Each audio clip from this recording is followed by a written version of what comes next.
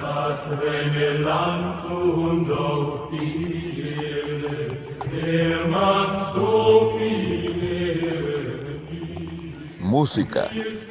Las características estilísticas que definen la música renacentista son su textura polifónica que sigue las leyes del contrapunto y está regida por el sistema modal heredado del canto gregoriano.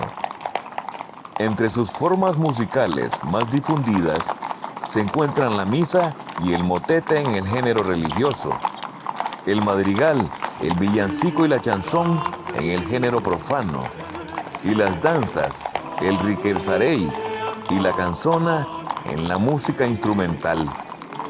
Entre los compositores más destacados de este periodo se hallan Josquin de Prez, Palestrina, Orlando di Lasso y Tomás Luis de Victoria.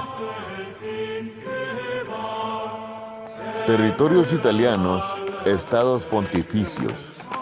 El Papa ejercía tanto el poder espiritual en toda la cristiandad latina como el temporal en el patrimonio de San Pedro, o estados pontificios situados en el centro de Italia, centrados en la ciudad de Roma, los que se incrementaron mediante la guerra.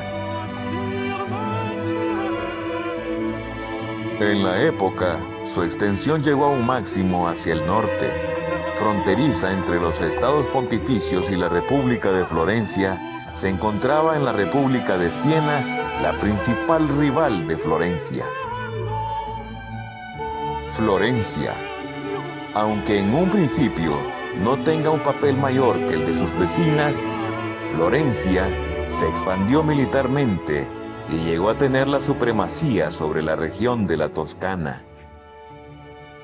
Al principio del Trecento se produjo el fin de los movimientos violentos entre los gibelinos y los güelfos.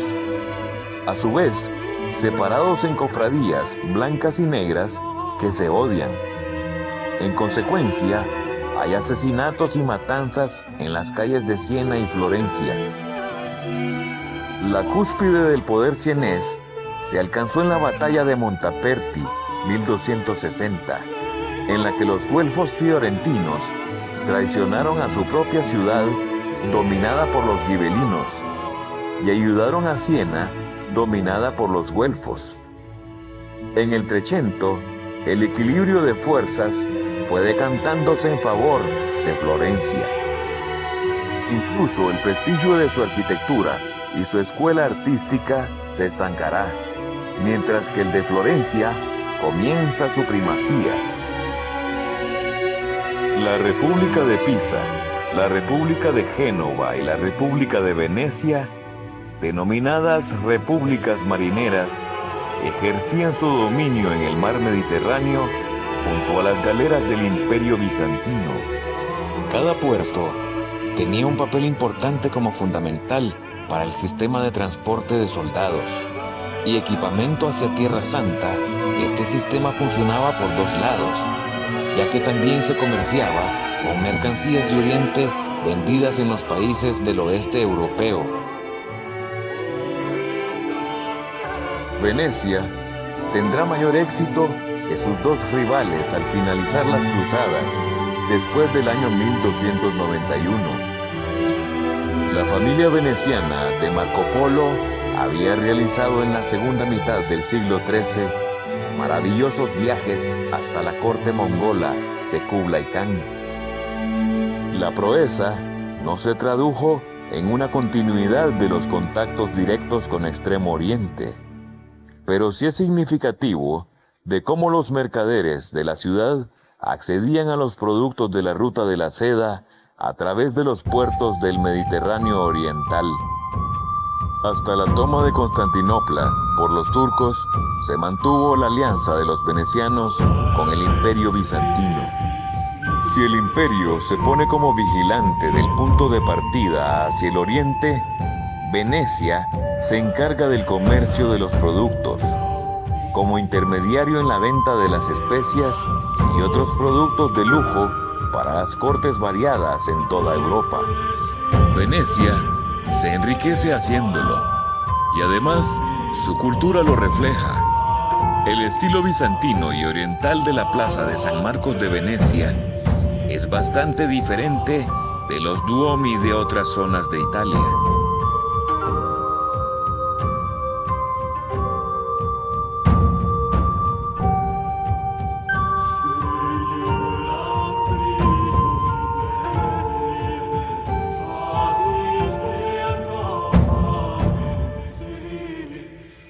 En 1381, Génova pierde la guerra y deja de ser una ciudad competidor de Venecia en los caminos comerciales.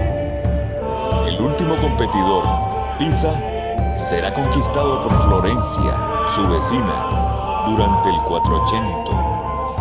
El ducado de Milán, controlado por los Visconti, se extendía por la Lombardía, compartiendo el dominio del norte de Italia con la República de Venecia. Nápoles y Sicilia. El reino de Nápoles fue conquistado en 1442 por la Corona de Aragón, la potencia dominante en el Mediterráneo occidental, que desde las vísperas sicilianas, 1282, estaba también presente en Sicilia. Condottieri. Las ciudades enfrentadas recurrían a grupos de mercenarios capitaneados por condottieri, similares a las grandes compañías de la Guerra de los 100 Años, cuya fidelidad cambiaba fácilmente de un bando a otro. El dibujo en el Renacimiento, el nacimiento de la perspectiva.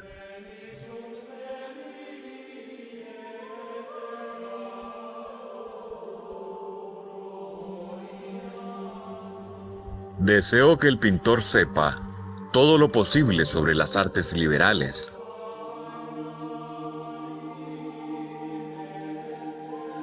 Afirmaba Alberti en su libro de pintura, pero deseo sobre todo que sea versado en geometría. Decía que Pánfilo, maestro pintor muy antiguo y muy ilustrado, que educaba a los jóvenes nobles, primero en los elementos de la pintura.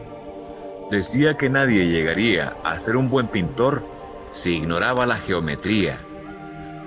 Estas son palabras de Alberti, que reivindicaba que los arquitectos y pintores fueran considerados como artistas liberales, ya que sus obras no solo eran fruto de la acción manual, sino también del razonamiento.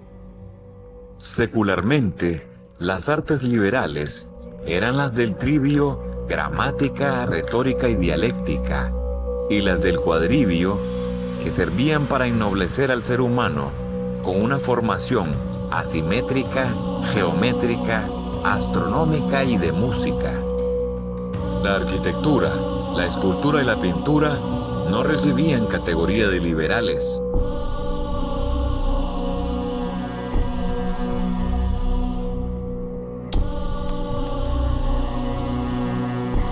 El Renacimiento tiene su foco inicial en Italia entre los siglos XIV y XVII. En el Renacimiento, tanto el artista como el filósofo se acercan al mundo, intentan comprenderlo empíricamente para poder deducir unas leyes racionales que le permitan dominar la naturaleza. Leonardo también estaba de acuerdo con estas afirmaciones, e incluso él mismo afirmaba que la pintura es una ciencia exacta, que está por encima de las otras ciencias. Los medios que tienen al alcance para comprender el mundo son la geometría, la óptica, la perspectiva, la mecánica, la anatomía y la filosofía.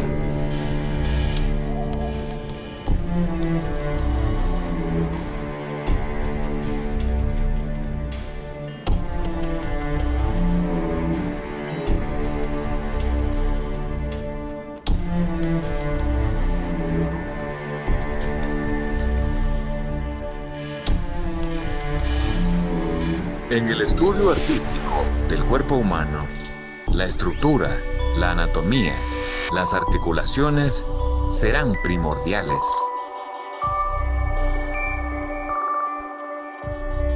En el Renacimiento, la belleza exalta las facultades humanas, ya que el ser humano es el principio y la medida de todas las cosas.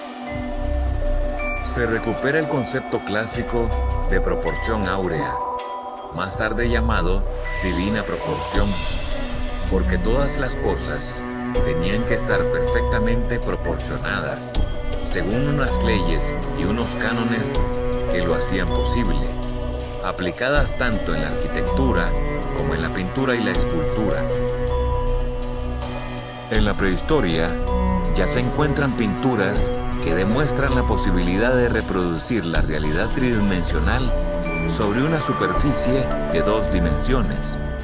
Estas representaciones se hicieron de una forma intuitiva, pero la idea de representar el espacio tridimensional preocupó siempre al ser humano.